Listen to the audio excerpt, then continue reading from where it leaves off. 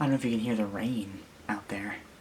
So I watched the latest MattPalka video about reasons versus answers, and I'm loving this topic. So let's just talk about this quick. There's a really good story I have to tell. We were actually getting ready to get into a room in choir, and the door was actually unlocked to this room. It was open. And everybody came up and assumed the people relaxing on the couches were getting answers from it that the door was locked without actually asking them. So these people gather.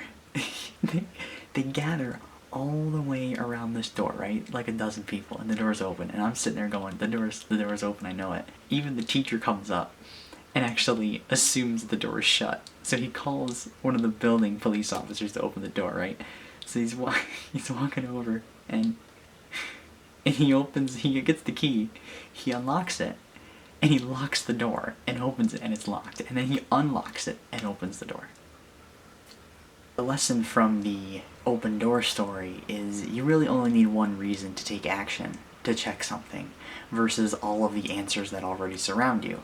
So when you find that one reason to take action, just take the action, try it.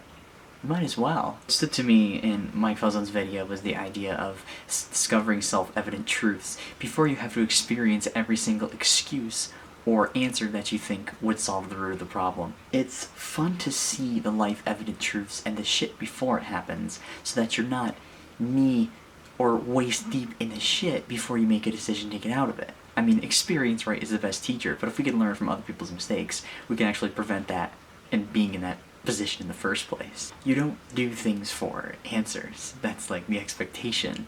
You do things for reasons. This is a good reason. I'm not looking for answers to solve something. If we understand the root of a problem as a result of some shitty situation, we don't have to explore all the shitty examples in order to understand where the situation's coming from. Instead of making excuses around the actual problem, we can take the problem head on and understand it, and then make the change in action from there, instead of making excuses, arguing around it, or just basically diving into the shit. I guess it's better to have one good reason than a shitload of excuses.